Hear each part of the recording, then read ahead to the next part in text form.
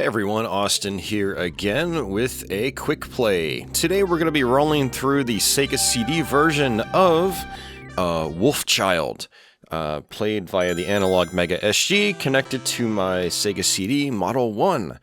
Yes, real hardware for the most part, or half of it anyway. So yeah, Wolfchild is actually a game I learned back in November 2022, so it's been close to 2 months now since I first really dived into this game. And it's a Western developed by Core Design action platformer, very much in line with what you would typically see on platforms like the Amiga or Atari ST or something like that. It's a decent overall game as long as you're playing it on the default difficulty level. It gets pretty unbalanced and pretty unfair if you play it on medium or hard. I'm usually the kind of player where I don't play games on easy unless they are the default. I always like to play on default settings because I always feel like that's the difficulty and that's the balance the game was intended to be played with. You get the most well-rounded experience, and that is definitely the case with easy mode on this game, which again is the default. So we will not be cranking the difficulty up to medium or hard. So the Sega CD version here, unlike the cartridge versions of the game, has a voiced-over intro here and more to the intro. And I did actually go through the Genesis version on a backer-only stream I did earlier this week, and that one's kind of interesting because it actually has quite a few differences from this version. Like, in a lot of parts of the game, it's got brand new level design, which is interesting because apparently it came after the CD version, so that was weird. They restructured the levels, and I'd say the difficulty is definitely higher in that version by default. There's some other gameplay tweaks as well, like in the Genesis version, you can't shoot as many projectiles out at once with your main shot. Also, interestingly, some levels in the Sega CD version are basically completely flat with basically no parallax scrolling, but in the Genesis version, they added parallax scrolling. It's kind of funny because usually the CD titles are the ones that have those enhancements, not the cartridge versions. So usually, at least in the early days of Sega CD, the Genesis versions, like Chuck Rock is a great example. The Genesis version only has, I think, 2 layers of scrolling in the background, but the Sega CD version has like 3 or 4, if not more, depending on the parts of the game. So it's heavily enhanced over the Genesis one, but in the case of Wolfchild here, it's actually enhanced on the Genesis version, or Megadrive, the cartridge version, which is interesting. So this was a very early release on the add-on. Like with a lot of other early releases, the introduction video is not all that impressive. You can see it's just like still frames, just connected to each other or going in sequence, and it's not particularly interesting to look at. But I'm letting it play out anyway because I don't do nearly as many Sega CD titles on my channel as I would like, and so. This is the type of stuff that you don't get to see all that often on my channel. So, but this introduction is almost over. You do play as this guy. He actually, or I don't know if it's actually this guy now that I think about it. You do play as a character who looks like this, and you basically start off in human form, and it's a side-scrolling action game. You walk around, you punch stuff.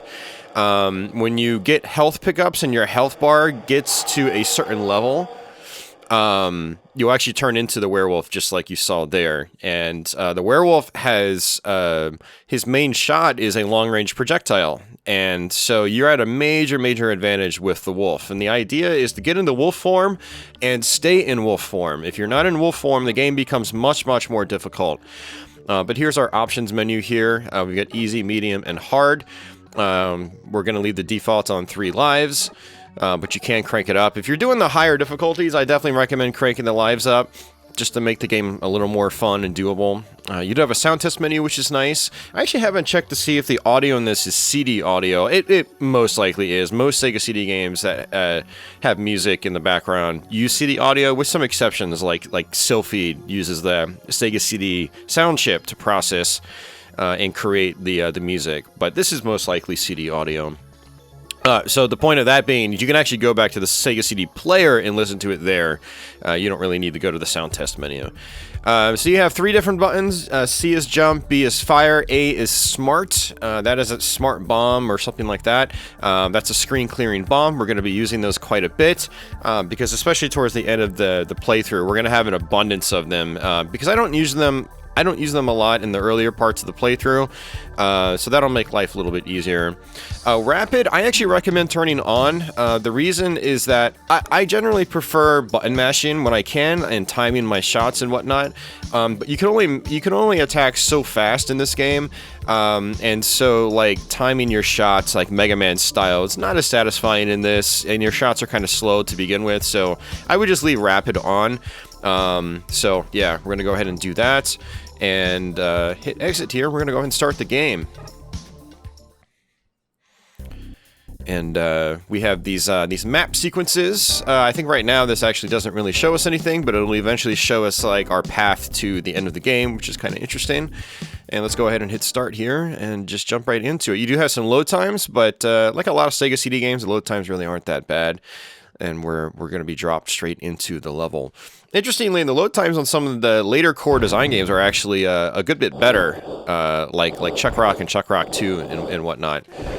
So yeah, as you can see, I'm just running and jumping and attacking. By attacking, I mean punching, and the punch is pretty rinky-dink in this, but thankfully we got our first life upgrade here. It's these little lightning bolts. The big lightning bolts, like what we saw there, gives us a bunch of health back, which they're the best ones. But then we have small ones that only give us like 1 block, and then we have little icons that have 2 small ones on them, like that one I just picked up. We're gonna go ahead and just jump and attack this guy. And there's a little mini boss right here. I'm going to consider it a mini boss anyway. He kind of goes high and then low and then ducks, and you want to jump over his projectile. If you've never played Wolfchild and you feel like the game looks interesting, now granted, at this point in time, I have not played the Super Nintendo version yet. That's on my to-do list. I'm going to do that, probably not as a video, but I do want to go through the game on my own just to see what it's like and how it compares to this and the Genesis game. If you're going to play at least of the Genesis and CD versions of Wolfchild for the first time, I recommend starting with the Sega CD version. The Genesis version is not as hard as I made it out to be in my backer-only stream from a few days ago, which will probably be actually made public here on YouTube, like, after this video's been uploaded, like, probably like a month after this video's been uploaded. Yeah, the Sega CD version definitely has nicer level design, or at least nicer in terms of how mean the game is. I mean that from, like, how mean the game is. Now, you know, maybe the level design is actually not quite as interesting in the CD version because of its simplicity, but it is definitely, you know, easier to get through the game. I learned this pretty quickly when I fired this up in November, which was nice. So there are quite a few secrets in this game, though. Like you can see on this this trunk here, there's an opening. Usually, when you see a slight opening, you can go into it, and there are some goodies there. Also, you do have momentum-based physics here. So if you see a slope on the ground or on your platform, sorry, and you decide to walk along it, you will actually speed up. And that's actually quite important to keep in mind when you're playing this game. And here's another gap right here. Now, you do have a lot of little enemies that just pop up out of the ground. They're a little difficult to see, but we can come in here and get some goodies. You do have bonus icons you can get. You have bonus on the left. Now, I always forget what bonus does. I don't really pay attention to them too much. I want to say if you spell bonus, you end up getting another bomb, smart bomb. And there's some more health. And look, we got these guys that just pop up out of the ground. They always catch me off guard until like I've done some practice sessions in the game. And I have done no practice sessions of this today. Usually when I do these quick plays, I try to do at least one practice run before I start. But look at these little talons sticking up out of the ground. They will trigger if you get close to them. So, much like other Western developed action games, there is some kind of cheap level design, things that'll just catch you from the ground, seemingly out of nowhere, but there are little telltale signs that you need to keep an eye out for. And I'm coming over here just to respawn this guy. We're going to go ahead and just wait up here. But this is actually one of our first levels where there's actually enhanced background scrolling in the Genesis game. And also, this is a checkpoint right here. Let's go ahead and get rid of that guy. Let's go ahead and use a bomb. And that, I got a extend. So my health is on the top. And there we go. We've just filled it up all the way. And your life bar does go up to, you know, it can fill that entire area. But you have to get the extend power-ups in order to do that. Now, I've never actually found all of the extend power-ups. Some of them are quite hidden from what it seems like. So we're not going to get a full entire health bar. Another mechanic here is you've got spikes. You don't want to land on them. But interestingly, most of them you can go behind. So just something to keep in mind. You also have hidden point icons and stuff like that if you shoot at certain spots. Kind of nice. Nice little design choice. I like little secrets like that.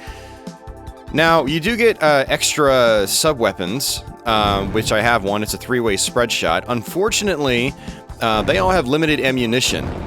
And so, you know, in some cases you have to be very selective about when you use them. But in this case, I really like, you know, trying to kill some of the enemies on the next screen above. And let's go ahead and come on down here. And there's definitely some memorization involved in this game. If you want to try to get through this without too much issue, you are going to probably have to try the game a few times. I was able to, I think, learn it on my first try, but I had to use a few continues, I believe. I'm pretty sure you get a handful of continues in this. So, but then when I went to go do my second playthrough, I just ended up just ripping right through it on my first try. Yet another reason why I think the Sega CD version is probably a better way to start. Genesis version can be more frustrating. It has more cheap level design. It's more memorization heavy. And this is definitely still memorization heavy, but not as much so. Alright, so those are going to fall down, and I want to kind of come over here next to those spikes. Now again, if we take too many hits, we end up turning back into human form, and we really don't want that. Human form is bad. Let's go ahead and get that health. That was just a little tiny one, and I missed that. But that's okay. We actually came down here. That's good. Another interesting mechanic. When you're in wolf form, these breakable objects, if you jump and you fall from a high enough range, you will actually cut right through them. Which is very interesting. I'm going to go ahead and use a bomb right there. And I think we're actually very close to the end of this level. Let's see if there's anything back here, and it looks like there's not. More little talons sticking out, so you just want to inch closely towards them, and then they'll trigger.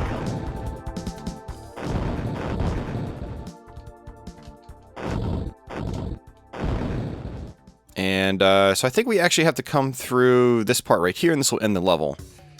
So the Genesis version, I mean, this level ends completely differently.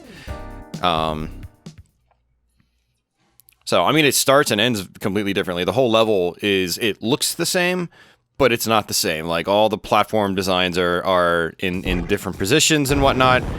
It's very interesting. You don't see, or you didn't really see a lot of major differences like that between versions of games back in the day. Okay, so I'm going to actually come back this way. I'm going to go ahead and just let that thing pop. Come on over here. Oh, another one of those things were in the ground. I did not see them until it was too late. I landed right on top, and I took a hit. And because of that, I ended up going back into human form. Thankfully, I just got some more health and changed back to wolf form. But here's another one right here. Very cheap level design. Very cheap mechanics. And unfortunately, I'm back in human form.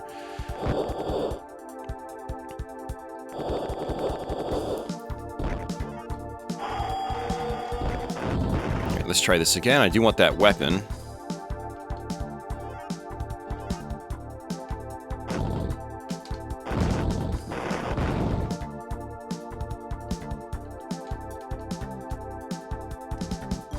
Now there is going to be a homing weapon somewhere in this level, which is going to help us with a later section. Right, go ahead and just use a bomb there. Jump over this part. Oh, actually, you know, if you ever see an enemy on the other side of the screen, you should probably just snipe it and just get rid of it. This guy up here, I can't do anything about. I can't actually make contact with him because this weapon just goes straight forward. Get rid of that little turret.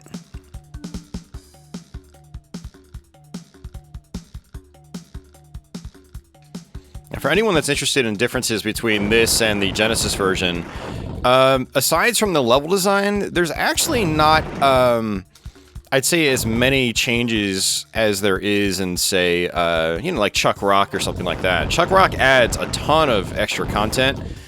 In terms of, like, more levels, it's got a lot of the same levels, but it also has a ton of brand new levels. Now, granted, this one does actually, you know, over half the game is completely different in terms of level design. But unlike Chuck Rock, where that game has, like, a very different color palette on Sega CD, and honestly, it looks a lot nicer than the Genesis version, this game doesn't really do much of that. I kind of went through my live stream where I played both the Sega CD version as a practice session, and then I played the Genesis version and actually completed it for the first time. And I was kind of bouncing back and forth through my footage, and I didn't really see much different visually, like in terms of color palettes and stuff like that. So it's kind of interesting. The same actually goes for Chuck Rock 2 on Genesis versus Sega CD. You know, I bring all these up because these are all core designed, developed games.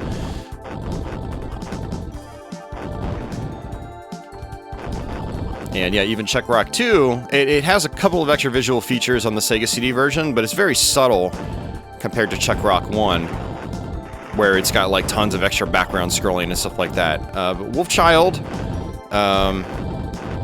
doesn't have like a new color palette or anything like that. Alright, getting close to the end of this level, and then we'll be at a boss fight.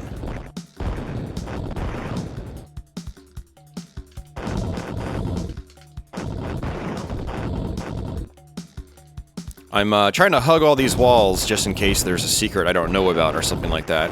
There we go, we got another health extend, which is great. Makes our life a little bit easier. Get rid of these guys if they're at a distance. And I don't think I can actually get that from here. Unfortunately, this is one of those games where, like, it's kind of hard to sit, like, partway off the ledge because of, like, kind of how quickly you move. So yeah, that's not going to work Castlevania style, unfortunately. That's okay. We're just going to come up here. We're actually like really close to the end of the level. And you can tell because the screen's not scrolling right anymore. And we basically start like completely on the left-hand side of this map. So we go from the left-hand side to the right-hand side.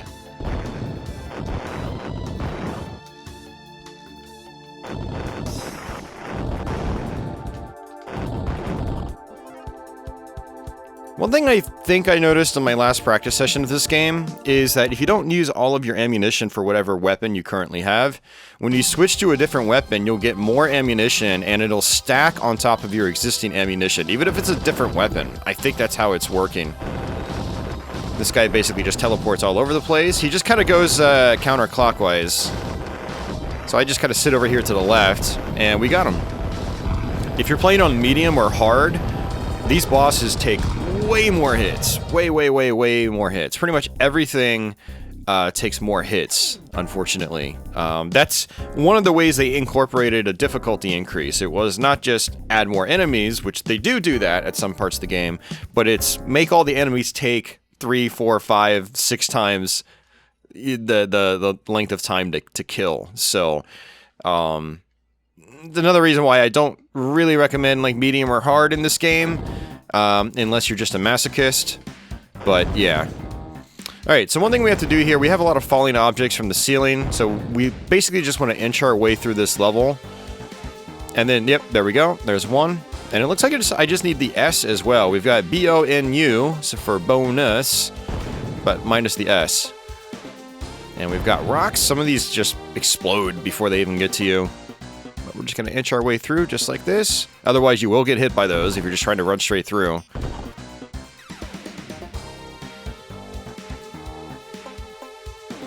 Now, this little pink thing here, it will chomp up at you. In the Genesis version, they're a little bit harder to see and catch you off guard a little bit more. Alright, just taking our time. This little guy, you can ride it. Just jump right on it.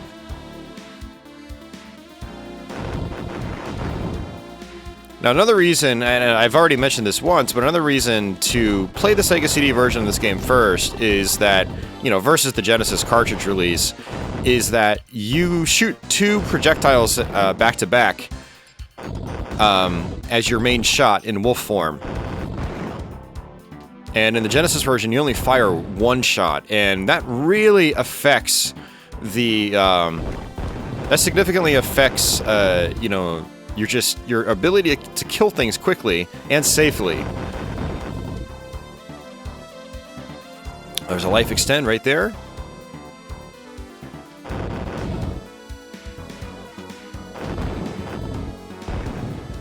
You know, especially on the easy difficulty where a lot of things do die in 1 hit, which is nice. Some of them take 2, some of them take 3.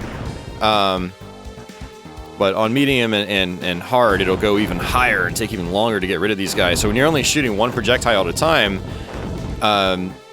you really prefer to be like right in front of the enemies, so you get a maximum fire rate. But it's also extremely risky to be right in front of the enemies. So there we go. Now, because we're in wolf form, we don't want to jump on these platforms because we will actually fall through them and then take damage. You'll notice that these characters can also duck and shoot at the same time, and it feels pretty random whether they want to attack high or attack low. And that's another aspect of medium and hard being much more difficult. Is the enemy's fire rates are increased, and whether they shoot high or low is extremely unpredictable. And then when you have multiples of them stacked on top of each other, you could probably guess, like, you know, how difficult things start to become. Now, a lot of these levels have optional routes. This is one of them. And I completely botched that. That's okay. Yeah, some routes have a lot more goodies than others. And so it's good to try to explore in this game.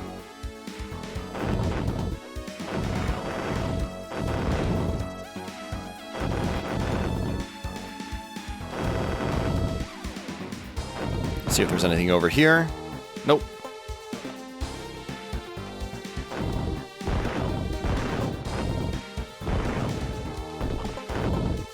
Alright, there's a bomb. We're back up to 8 bombs, even though it looked like I was kind of, you know, using them in a pretty liberal manner in the previous stages, but, I mean, there's a ton of them over the course of the game. I think by the halfway point in the game, I'll have like 13 or 14 normally if I don't use any, and that's quite a few. Now, there is a caveat with the bombs in this game. If you take a hit while you're trying to use the bomb, like you're in the middle of your bomb animation, it'll cancel out the bomb usage, as in your bomb won't actually detonate, but it'll still technically use one from your inventory. So the bomb count will go down even though it hasn't detonated. So that can be very frustrating, especially on the higher difficulties.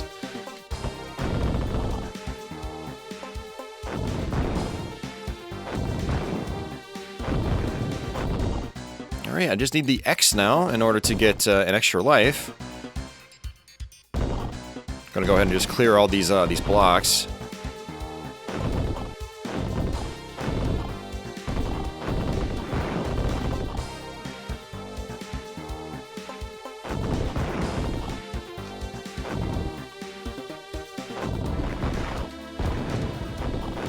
And if I really wanted to, I can come down here, jump through this,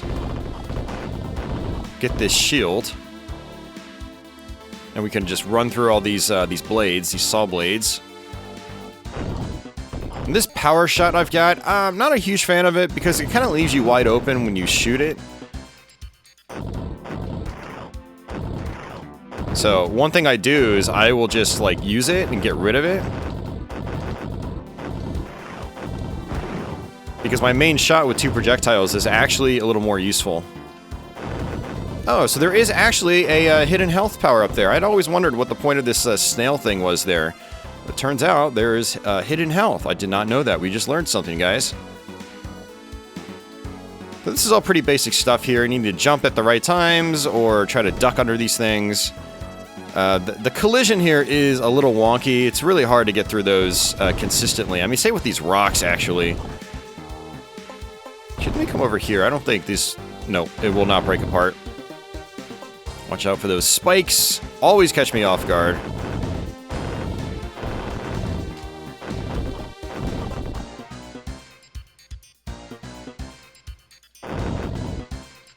And we can fall through this one right here, too.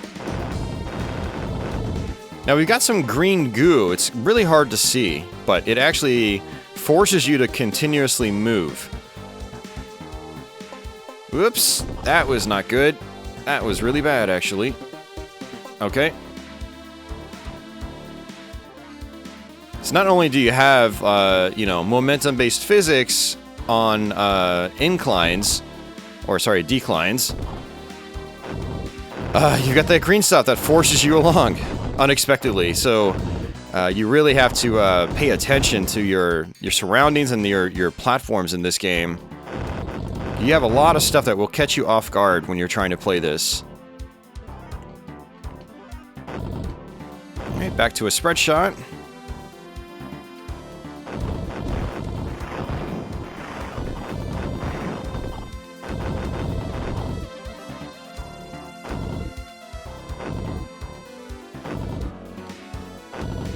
Alright. This is the boss fight. Now, this is not really a traditional style boss. All you have to do is just kill a bunch of enemies for a certain amount of time. So what I like to do is just come all the way over to the right and just shoot them as they spawn in from the left. Now, if you don't get on top of them and get rid of them quickly, they will spawn, like... They'll start to, just grow in numbers and then gang up on you. And it becomes very overwhelming, and you don't want that. So I just kind of jump up, time my shot. And now we're back to our regular shot.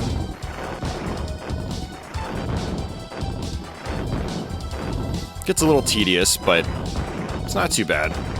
Just time consuming.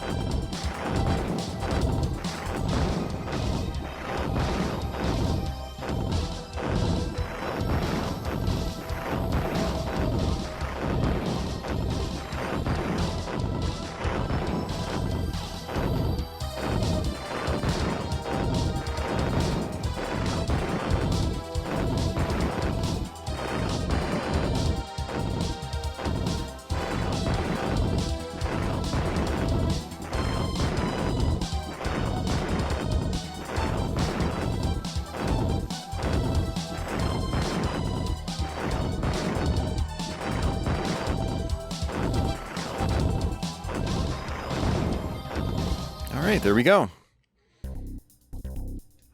There we go, there's our little map. Alright, so stage 6, Chimera Base. So we only have 2 sets of levels to go, and then we're at the end of the game. The game is actually not all that long. You know, about 40-45 minutes, not too bad. Alright, so this is our elevator section, the first of 2. And if you're playing on medium or higher, this part is insanely difficult. The only way I was able to get through it was by saving all of my bombs and basically using my bombs over and over. Now, the problem with that is while it gets me through this elevator, there's a second elevator at the end with the same types of enemies dropping down to the ground. Now, remember, on the higher difficulties, they take more hits. And I'm basically stuck with my primary shot here, but their attacks also become much more erratic and rapid, and frequent, I should say. And so you're going to take a lot of hits, and then you're going to get pushed right back into human form, and then you're basically useless in human form. It's just really poor level design. Very poor balancing, I should say. On easy, it's fine.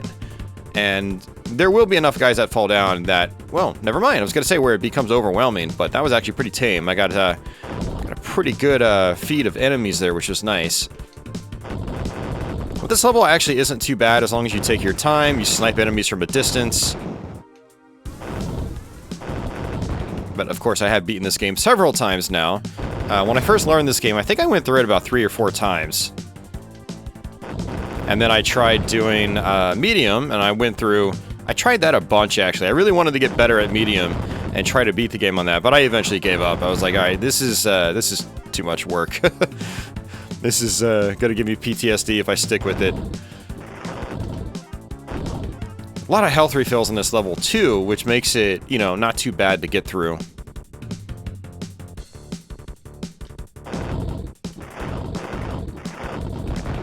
So he shot high, but they can also shoot low. So you've really got to watch out for where their projectiles are going. And some of these guys, they actually shoot these little grenade projectiles in a way where they kind of lob projectiles at an angle, and those can actually catch you off guard quite a bit. Still don't have the X for extra life, so we haven't actually earned an extra life yet.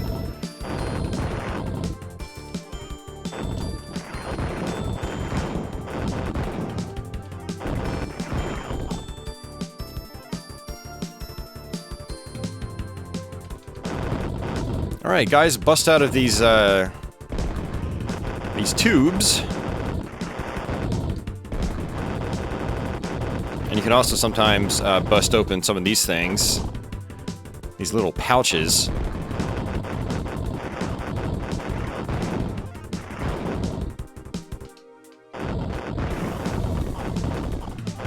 Alright, so these pipes are going to shoot projectiles. So I just shoot them, and then try to avoid the next set from behind. That is definitely a part that will catch you off guard the first time you play this. And again, you can go behind spikes. I don't have to worry about jumping over them. I can go behind them and then jump up. Definitely some interesting mechanics in this game, like being able to go behind spikes. It's kind of interesting. You can also do that in Chuck Rock too. Go behind certain spikes, not all of them. Some of them are treated as foreground objects. And I actually did not mean to drop down here. But it looks like we got some goodies, so that's fine. See, this is an example of like where I don't really want this projectile, so I'm going to go ahead and get rid of it. There we go. And it looks like I may have despawned that guy, which is interesting. It's good to know. I like that I was able to corner him against the box too, and basically just stun lock him. That's why it's extremely useful having a weapon that shoots 2 projectiles instead of just 1. Use those momentum-based physics there. Now this weapon, you kind of lob it down, so it's not as easy to use, especially for enemies that are long distance like this guy.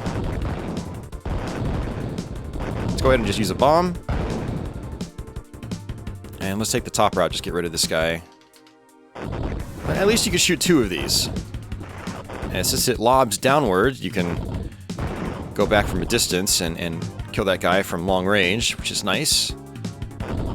We're getting a lot of point icons. Points don't really do much in this game. Now there is, like, it does track the highest score, and also tracks your last game on the title screen. However, unfortunately, this does not save your scores. There's no save file for this game, so the fact that it even tracks that is just kind of arbitrary, unfortunately. I love games saving your high scores, but when they don't save them, you know, there's not a lot of incentive to try to score high.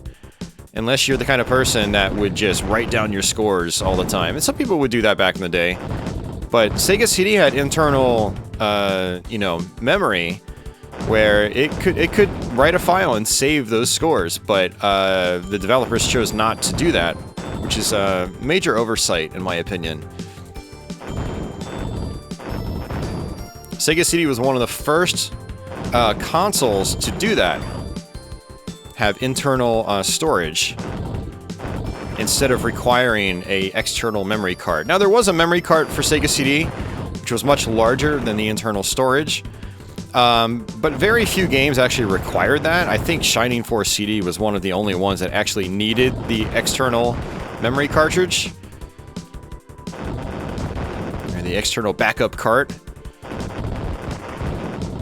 And the Sega CD's save system would actually last a long time. Like my Model 2 still saves perfectly, and that thing is over 30 years old now. So, or it's actually almost 30 years old. Actually, as of doing this video, as of releasing this video, it probably will be about 30 years old. My Sega CD Model 1's internal storage, unfortunately, is kind of borked. I don't know if it's the battery or if one of the chips is bad or something like that. But I do have to get it serviced to get that fixed. Alright, let's go ahead and take this top route first. We got some health. Yeah, the whole point of that spiel was it's kind of a bummer that, you know, they didn't incorporate local saving for high scores.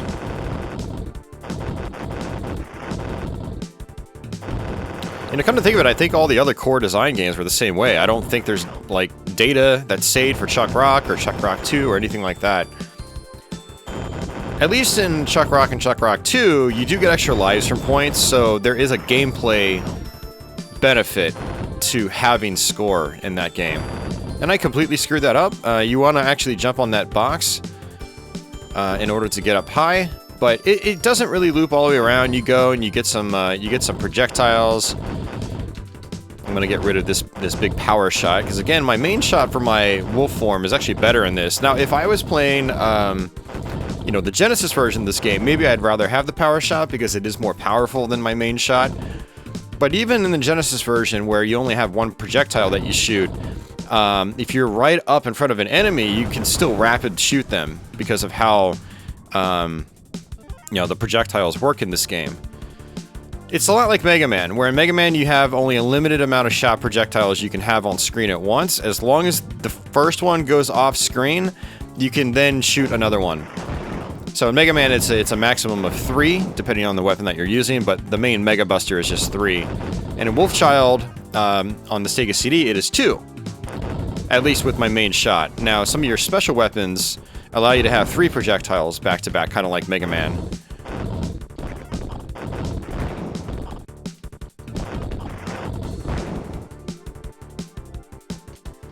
And for these things, you basically want to just kind of like watch them, time them, and then jump. And then keep moving.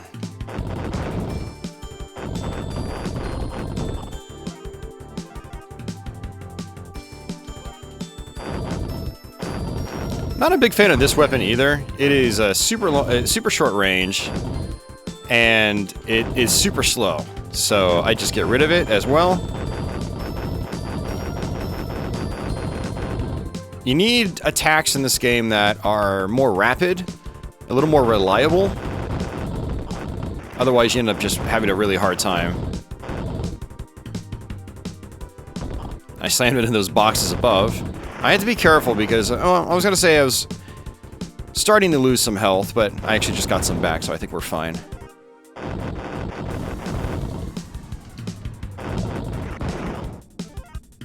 And I don't need that, but I'll grab it anyway.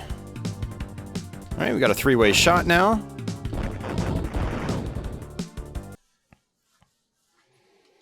Alright, boss time.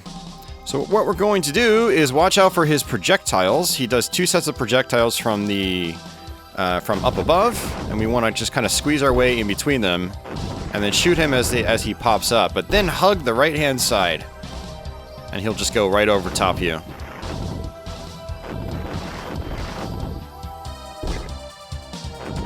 Nice.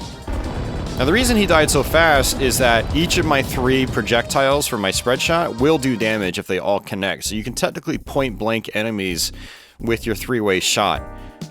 And so you can kill the enemies easier. And that's nice. There are a lot of games where you have spread shots, but only like the first projectile that touches will do damage. And then the rest, because of invincibility frames or something on the enemies, will just get absorbed and not do anything. But so this is actually a really good weapon in this game. I actually think it's probably my favorite weapon, the spread shot, because of that, the fact that you can point blank.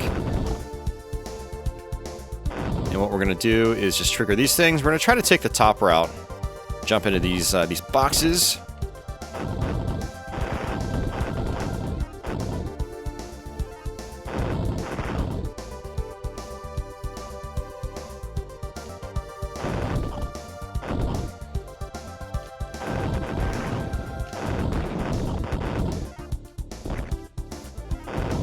Yeah, this is the last set of levels, and then we're at the final boss. And the final boss, honestly, is not very difficult either, as long as you're able to follow his pattern. I was able to figure it out really fast when I first played this game. Now, unlike most bosses in this game, the final boss actually is a 2-phase boss fight, which is interesting. So this is why we wanted to loop around. We could get a lot of health. Otherwise, you can just come through this wall initially. You don't even have to go the scenic route like I did. If I needed to, I could fall back down. Oh, actually, I can't fall back down. Thought I could.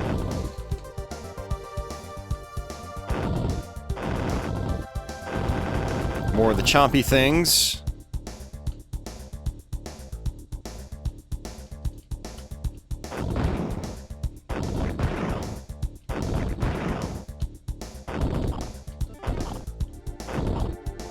Now this is an invincibility shield, so you can basically just run through everything. So whenever I get these, I just bolt to the right or the left or whatever. Like right here. No stopping. I'm just going behind the spikes. Technically I could do it here too. Go ahead and use a bomb. I have 5 more, and I don't need the bombs on bosses. The bosses are pretty easy in this game. I'd say the bosses are probably the easiest parts of this game, thankfully. Actually, you know, the second boss might be a little annoying if you're playing on medium or hard, because the enemies there will take a lot more damage. And still no X. I still don't have the X for my extra life. So I'm not going to go ahead and grab that R. I have no need for it. I already have it. If you look in the bottom right-hand corner of the screen. Let's skip the stuff to the right. Let's just come up this way. You notice that that one elevator just fell. The Genesis version has a lot more of that. And it's it really catches you off guard, and it's super frustrating. Oh, another bomb. Go ahead and grab that. There we go. Alright, homing shot. The homing shot is just so good in this game. You don't get it very often, unfortunately.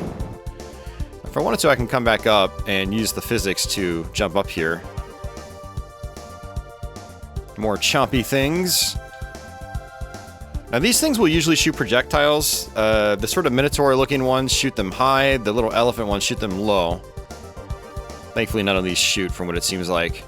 But they will start shooting, trust me.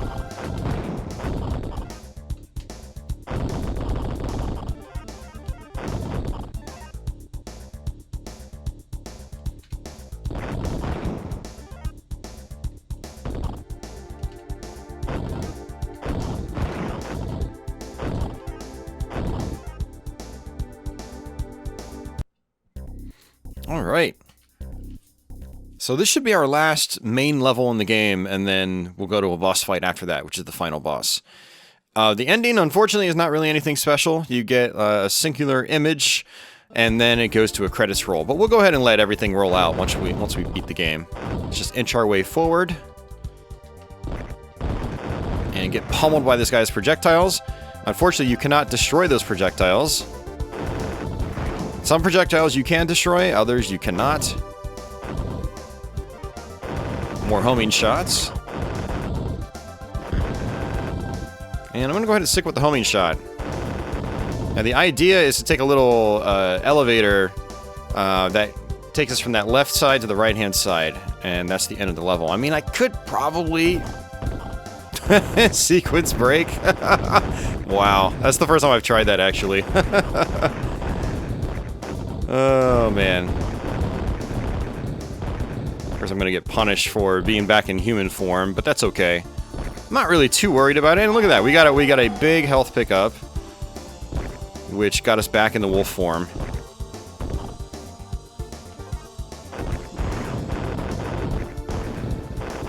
These guys do a lot of damage, though, so we can just bomb. Use those bombs, you know? They're there to be used. You just have to use them correctly. Because if you, you know, like I said earlier, if you get hit in the middle of trying to use a bomb, it will still technically take one from your inventory and not give you the detonation. And thus, you don't clear anything off the screen. Which is frustrating.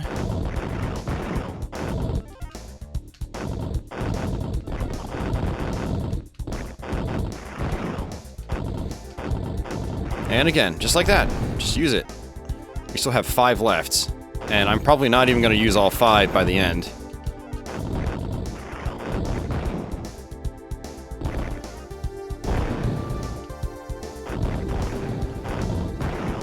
Lots of health refills here, too.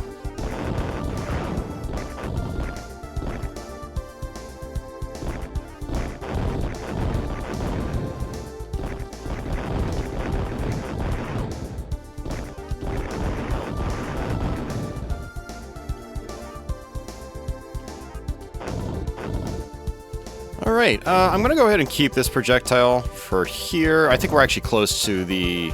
Actually, you know what? I'm actually misremembering. I think we end up getting the homing shot right before the boss fight.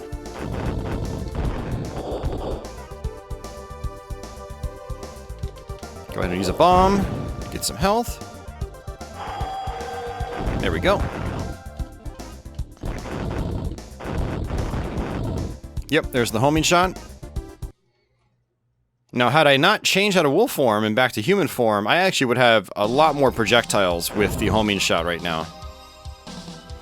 Alright, so first phase. This guy basically rolls across the screen. He also shoots a homing projectile. Kind of like what you have, but it doesn't home in nearly as well. Jump over his roll. He also drops rocks from the sky, but I don't really worry about it too much.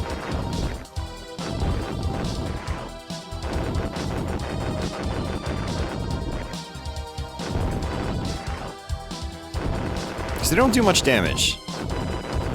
Alright, now when he dies like this, you have to get close and for him to actually come back up and turn into wolf form. What I like to do is sit to the left-hand side of the screen, you just jump his attack.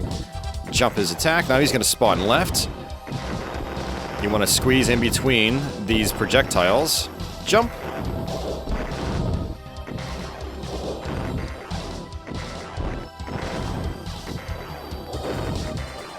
Huh, he's actually spawning on sides I'm not used to, which is very interesting. So jump. Jump. It's going to the left, and then rinse and repeat.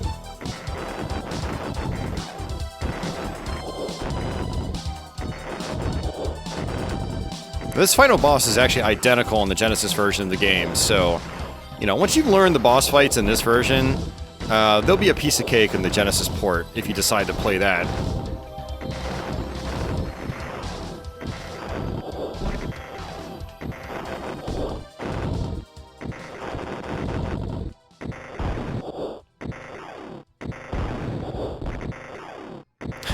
So the bombs actually came in handy. Do some massive damage. And that is it, ladies and gentlemen. Probably just gentlemen. We just beat Wolfchild for Sega CD.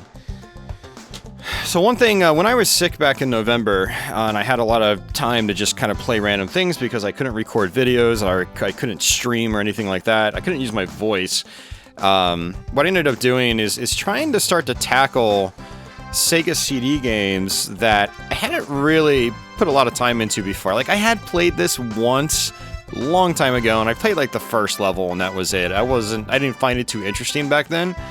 But I made a conscious decision to fire up games like this, Chuck Rock 1 and 2, Wonder Dog, Hook, and you know, other games like that, to try to actually make my way through to the end. And I did for all of them.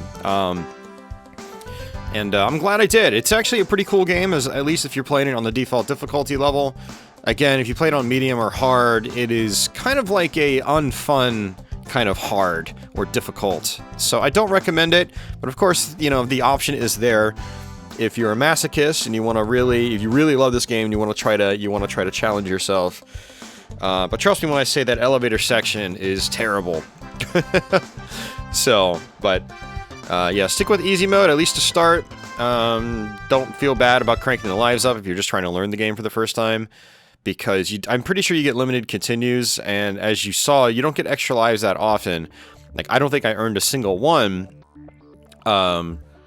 Yeah, I don't think I earned a single extra life on that playthrough, because the extra icons are a lot of them are hidden. So, yeah. But yeah, fun playthrough. Hopefully you guys enjoyed this. There will be more Sega CD stuff to come. I plan on doing Chuck Rock 2, and I also plan on doing Wonder Dog as well, which are 2 games I actually practiced on my core design stream.